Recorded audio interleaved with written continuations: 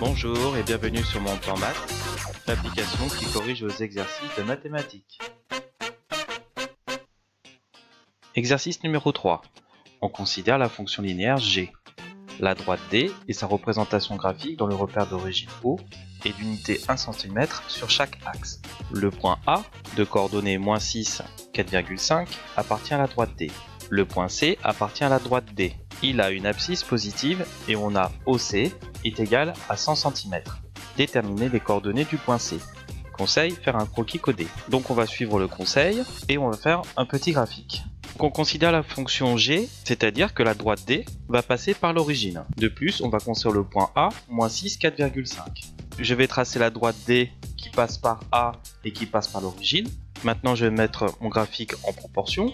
Ici, on sait que OC est égal à 100 cm.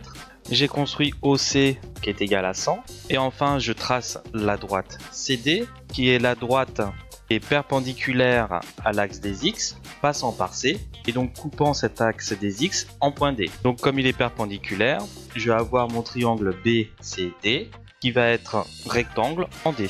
Donc maintenant, mon objectif, c'est de déterminer les coordonnées du point C. La droite D, qui est égale à G, est une fonction linéaire. Donc elle va s'écrire de cette façon. Donc Y est égal à AX. Comme elle passe par 0, lorsque X va être égal à 0, 3 fois 0, ça me fait 0. Donc X et Y vont être égales à 0. Donc cette droite va passer par l'origine. Maintenant, je vais isoler A. Donc A est égal à Y divisé par X. Et je vais l'appliquer pour mon point A. Donc c'est-à-dire -6 et 4,5. Sachant que X va être égal à -6 et que Y va être égal à 4,5. Maintenant, donc, je vais calculer mon A.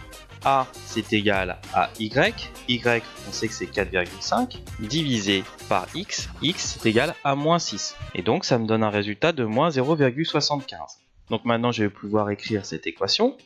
Donc, Y est égal à A, donc -0,75, multiplié par X. Comme je l'ai dit tout à l'heure, j'ai mon triangle BDC qui est rectangle en D, donc je vais pouvoir appliquer le théorème de Pythagore. Donc le triangle BDC est rectangle en D, donc comme j'ai dit, on va utiliser le théorème de Pythagore, et ça nous fait BC au carré est égal à BD au carré plus DC au carré. Bien sûr, on va poser X, donc X ça va être l'abscisse du point C, et on va pouvoir écrire que BC au carré est égal à BD, ça va être X, donc BD au carré, ça me fait X au carré, plus DC au carré, donc DC au carré, c'est ce segment-là.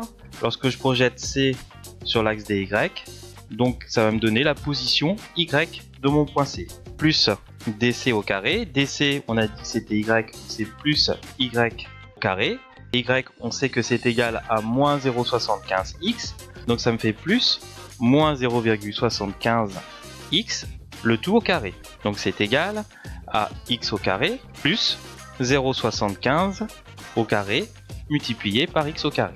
Maintenant je vais effectuer le calcul. BC carré, on sait que c'est égal à 100, c'est le segment OC, donc ça nous fait 100 au carré, est égal à x au carré, facteur de 1 plus 0,75 au carré. Ici, j'ai factorisé par x au carré, donc ça me donne un résultat de x au carré est égal à 100 au carré divisé par 1 plus 0,75 au carré. Donc x est égal à 100 au carré divisé par 1 plus 0,75 au carré, le tout racine carrée, donc c'est égal à 100 divisé par racine de 1 plus 0,75 au carré. Donc maintenant je vais utiliser ma calculatrice, donc c'est 100 divisé donc par racine, donc seconde racine, et donc là je vais saisir 1 plus 0,75 au carré, je ferme ma parenthèse et je fais égal, et donc ça me donne 80. Donc mon x est égal à 80. Maintenant je vais calculer y, on sait que c'est égal à -0,75x, donc 0,75 multiplié par x, qui est égal à -0,75 multiplié par 80, et ça me donne un résultat de -60. Donc les coordonnées de mon point C, c'est égal à x, donc 80, y, qui est égal à -60. Je reviens sur mon schéma, et je vois bien que C est égal à 80, donc ce sont les coordonnées de x, et y c'est égal à moins 60. Non, il existe une deuxième solution en utilisant la trigonométrie. C'est ce qu'on va voir tout de suite. Donc tout à l'heure, on avait défini que la droite était sous la forme de y est égal à ax, parce que c'était une fonction linéaire, donc c'était une droite qui passait pour 0, 0, et on avait déterminé son coefficient directeur, c'est-à-dire a, qui est égal à moins 0,75. Pour cela, on avait fait 4,5 divisé par moins 6. Donc comme a, c'est la pente ou le coefficient directeur de la droite, on sait que c'est égal, donc par rapport à notre schéma, on sait que lorsqu'on va se déplacer de 1 sur l'axe des x, on va se déplacer de moins 0,75 sur l'axe des y. C'est la définition de la pente. Nous, on a toujours notre triangle rectangle, DC, et dans ce cas, on va définir la tangente, c'est égal à côté opposé, divisé par le côté adjacent, qui est égal à tangente de l'angle. Donc c'est juste la définition de la tangente, c'est côté opposé, donc c'est égal à DC, divisé par le côté adjacent, c'est-à-dire BD. On sait que c'est égal à moins 0,75. Donc maintenant, on va calculer l'arc tangente de moins 0,75 afin de trouver l'angle. Donc c'est égal. Donc je prends ma calculatrice et on va calculer donc l'arc tangente de moins 0,75. Donc seconde, tangente, j'ouvre la parenthèse.